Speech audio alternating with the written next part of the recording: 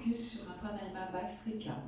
Donc avant tout pranayama, le point important c'est l'assise. Donc c'est de prendre soin de la manière dont vous êtes assis. Là je suis assis sur une brique, donc j'ai les jambes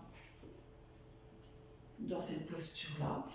Et j'ai besoin autant de support sous les fesses pour que j'ai mes genoux qui touchent le sol. Donc si, en fonction de la souplesse de votre corps, vos genoux sont comme ça, je vous invite à surélever encore un peu plus vos fessiers pour avoir vraiment cette posture confortable. C'est important dans les pranayamas d'avoir une posture d'assise confortable dans laquelle en fait le dos est suffisamment droit, il n'y a aucune tension. Le bassin, il y a cette légère antéversion du bassin qui fait que en fait, mon dos est bien positionné et je n'ai pas de tension. Et pas de tension, ça veut dire qu'aussi j'ai un dos qui est complètement souple, où le prana, l'énergie, va pouvoir circuler librement et le plus facilement possible. Et c'est d'autant plus important quand on fait du pranayama, où on active la circulation énergétique du corps. Donc ça, c'était le point sur la posture. Ensuite, par rapport à ce pranayama, donc Bhastrika abdominal, l'intention, ça va être d'activer la région du ventre. Donc on va attiser le feu intérieur, le feu digestif. Donc pour attiser ce feu, on va jouer sur l'inspire et l'expire.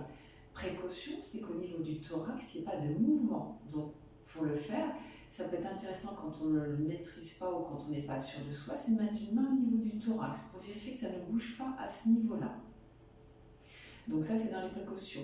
En visualisation, on peut imaginer un grand soufflet. On l'appelle le grand soufflet, aussi ce pranayama.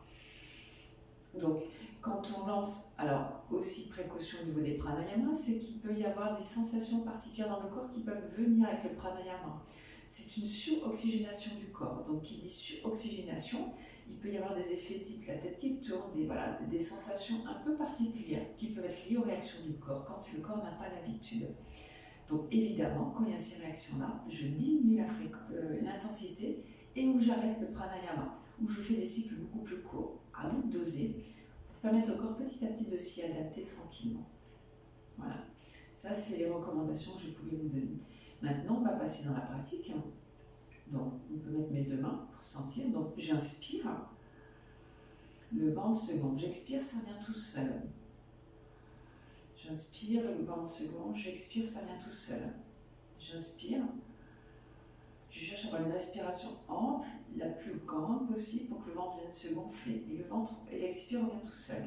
Précision, des personnes font des Bhastrika, j'appelle ça hyper rythmé. C'est une façon de faire, mais ce n'est pas nécessaire. On peut avoir un Bhastrika très long qui est aussi très efficace. Voilà, ça je tenais aussi à le préciser. Donc là, pour la démonstration, on va faire 3 cycles de 10, voilà, de Bhastrika. Et après, je vous laisserai explorer vous-même.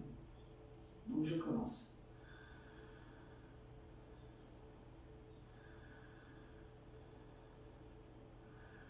Grande présence uniquement sur l'inspire.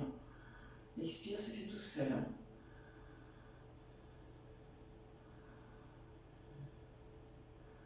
Je le menton légèrement rentré pour laisser circuler jusqu'en haut de la tête.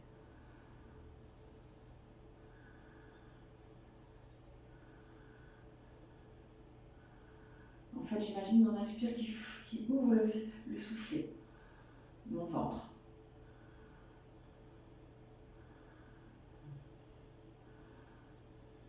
Voilà, au bout de 10, respiration normale. Je fais 1 ou 2 respirations, 3 respirations, et ensuite je reprends le deuxième cycle. Donc à nouveau, présence sur l'inspire. Je gonfle principalement le ventre. Il y a juste le ventre qui bouge. Le thorax ne bouge pas.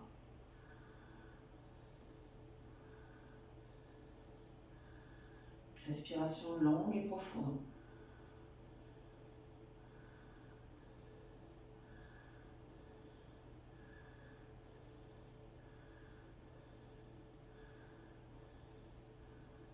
Respiration normale.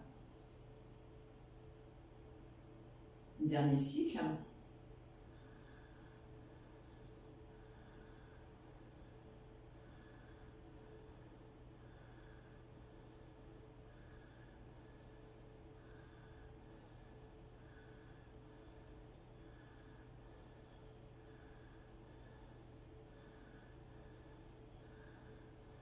Respiration normale. Là, on vient de finir une série. Souvent, dans ces bastricades, dans ces respirations-là, on fonctionne par cycle de 3. Donc évidemment, en fonction de comment c'est pour vous, vous pouvez commencer par des cycles de 5, de 10, de 15, de 20 et d'augmenter en fonction du désir que vous avez. C'est un pranayama qui est intéressant quand je peux me sentir stressée, fatiguée, qui active le feu à l'intérieur de moi. Quand je sens qu'il y a des tensions, que justement je n'arrive plus à respirer de façon ample et profonde avec le ventre. Donc ça réactive cette respiration abdominale, ventrale. Voilà, belle expérimentation.